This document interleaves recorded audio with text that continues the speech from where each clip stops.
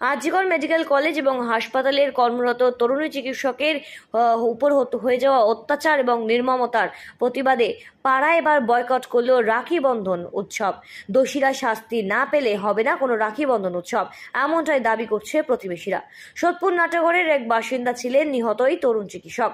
প্রতি বছর নিয়ম করে নাটাগড় অঞ্চলে বিভিন্ন অনুষ্ঠানে সক্রিয়ভাবে অংশগ্রহণ করতেন তার পরিবার। ফলত আরজিকর মেডিকেল কলেজ এবং হাসপাতালে তার নৃশংস হত্যা মেনে নিতে পারছে না এলাকাবাসীরা। আর তাই এই সিদ্ধান্ত নিয়েছে এলাকার মানুষেরা যে আসল দোষীরা যতক্ষণ না পর্যন্ত শাস্তি পাচ্ছে এবং যতক্ষণ না পর্যন্ত নির্যাতিতা তার খুনের জন্য ন্যায় বিচার পাচ্ছে, ততক্ষণ পর্যন্ত এই সমস্ত সামাজিক অনুষ্ঠান বন্ধ থাকবে এলাকা জুড়ে। এমনকি আজও বন্ধ করে দেওয়া হয় পাড়ায় রাখি বন্ধন উৎসব। দোষীরা শাস্তি পেলে অকাল রাখি বন্ধন উৎসব করব আমরা পাড়ায়, উৎসবে মেতে উঠবো আমরা সকলে, এমনটাই জানালেন প্রতিবেশীরা। এর ফলে বলা যেতেই পারে মূলত রাখির বদলে নির্যাতিতা চিকিৎসকের পাড়ায় লাগানো হলো এই বিভিন্ন প্রতিবাদী প্ল্যাকার্ড।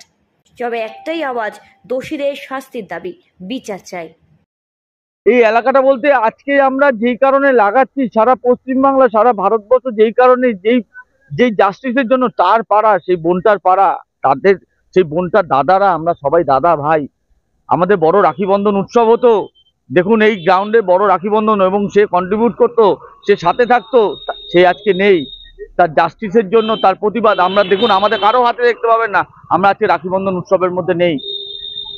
আমাদের রাখি বন্ধন উৎসবটা হয়ে গেছে আমাদের বোনের যারা দোষী তাদের সঠিক শাস্তিটা সেই দিন আমাদের রাখি বন্ধন হবে। এই যে আমাদের মধ্যে আমাদের ছোট্ট বোনটা এরকম কষ্ট পেয়ে যে চলে গেল, তার কি কোনো শাস্তি হবে না যে করলো এই কাজটা?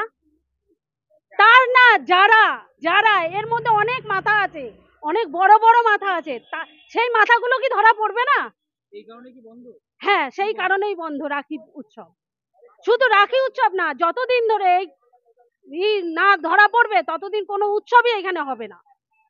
সোদপুর থেকে শ্রেঞ্চি রিপোর্ট, সঠিক বার্তা।